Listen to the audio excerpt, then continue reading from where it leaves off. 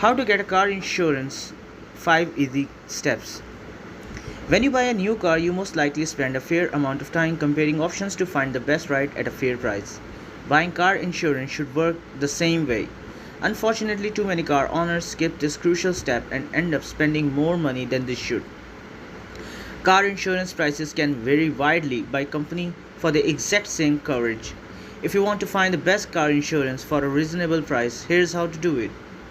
First, gather your driver and vehicle information. Here's information you will need to jumpstart a car insurance shopping journey. Basic information like your name, address, and date of birth for every driver on the policy. Driver's license information for every driver on the policy.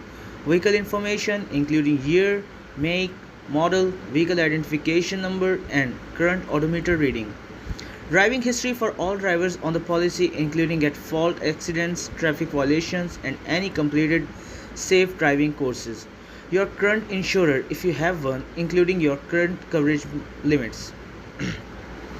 Determine how much car insurance you need. That's the number 2.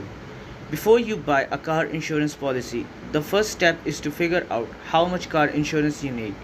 If you buy too little coverage, you could be woefully underinsured, but if you buy too much, you will be overpaying. Here are some common coverage types you will want to consider. Liability car insurance.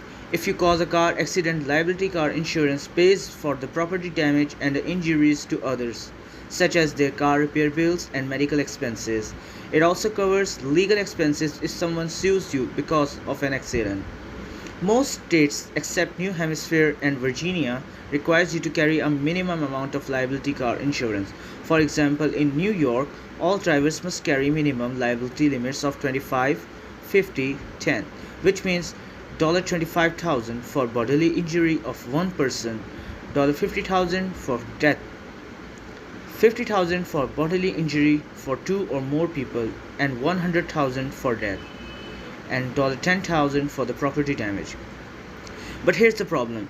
The minimum required amount of liability insurance required by the states are generally inadequate.